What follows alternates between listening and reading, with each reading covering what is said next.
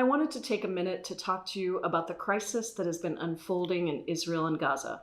From the very beginning and multiple times since, I have unequivocally condemned the horrific terrorist attack by Hamas on Israel, the killing of 1,400 Israelis, the taking of hostages, and the use of civilians as human shields.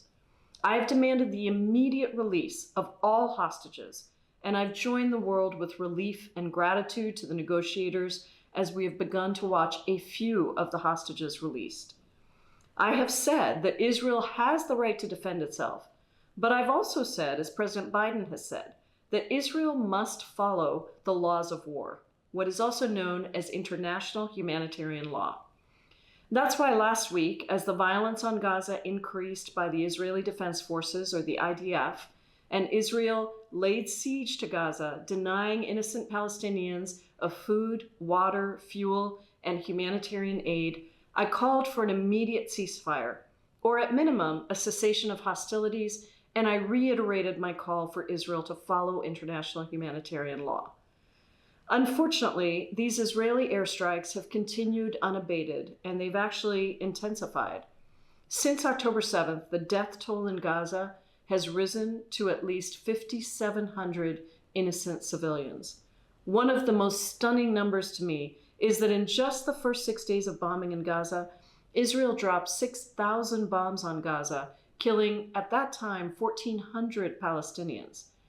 6,000 bombs is almost as many bombs as were dropped in Afghanistan in the entire year of 2019.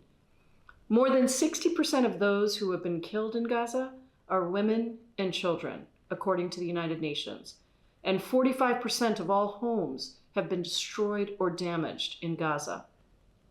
This violence, all of it, must stop. As the largest backer of military aid to Israel, the United States has a particular responsibility in this conflict. President Biden cannot legitimately call for Israel to follow international humanitarian law and then stand by as thousands of innocent Palestinians die from Israeli airstrikes. I want to be very clear that international humanitarian law does not rely on whether the beginning of an armed conflict was legitimate or not.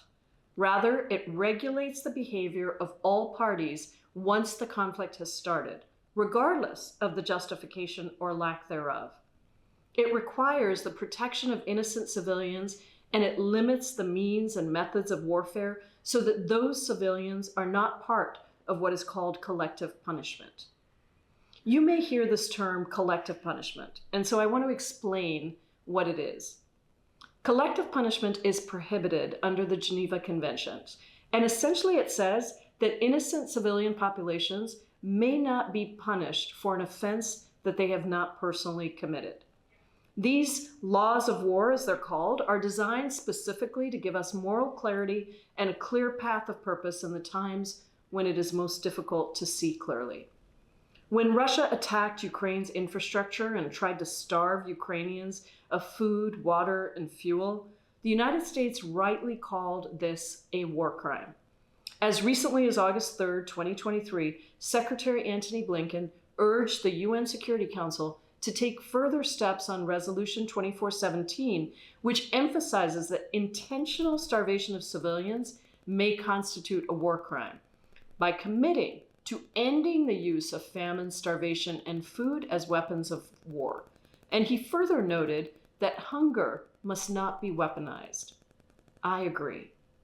Today, Israel continues to put enormous restrictions on the entry of humanitarian aid, denying fuel into Gaza, which is desperately needed for hospitals to continue their operation, even forcing 6 hospitals to shut down completely.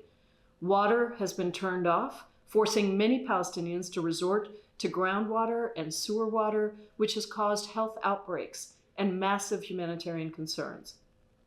Meanwhile, Israel has told 1.1 million Palestinians in North Gaza to move to the south and then has continued to bomb in the south. Many elderly, wounded, and children have been unable to leave the north, even if they wanted to. We also can't forget that there are still 500 American citizens and their families who are trapped in Gaza and have been unable to get out. Many of those citizens are questioning, rightly in my opinion, whether the United States has sufficiently prioritized our own citizens' lives and is doing everything in our power to stop the bombings in Gaza. Finally, we have to do everything in our power to prevent escalating tensions in the regions, which could snowball into an even greater geopolitical crisis after this month's horrific attacks. I don't think that there are any easy answers, but what I do know is that the Reverend Dr. Martin Luther King Jr. was correct when he said, "The ultimate weakness of violence is that it is a descending spiral, begetting the very thing it seeks to destroy. Instead of diminishing evil, it multiplies it. Through violence," he said, "you may murder the liar, but you cannot murder the lie, nor establish the truth. Through violence," he said, "you may murder the hater, but you do not murder hate. In fact, violence merely increases hate, adding deeper darkness to a night already devoid of stars."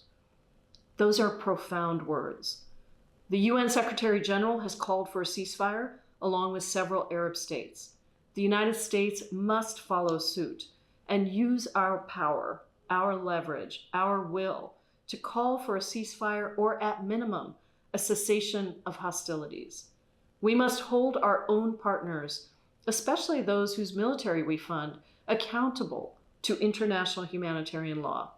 We must elevate the calling of the very international institutions that President Biden skillfully and necessarily rebuilt after they were torn down by the previous president. We must insist on humanitarian aid, including food, water, and fuel, to be delivered to trusted partners to save innocent lives. We must value every life the same and not allow a terrorist organization like Hamas to reduce us to their level. We must reassert our moral authority and our leadership in the world by being consistent about the application of international humanitarian law, even in the worst of circumstances, such as this terrorist attack, and with our closest allies. We need everyone's voice at this moment, without violence, without revenge, and with enormous compassion for both innocent Israelis and Palestinians everywhere. We need moral clarity of purpose. This is the most important work and the most important time to do this work. Our president, our country, can and must lead with courage and with compassion. Millions of innocent lives are at stake, and our own unity as a country and our global moral authority is also at stake.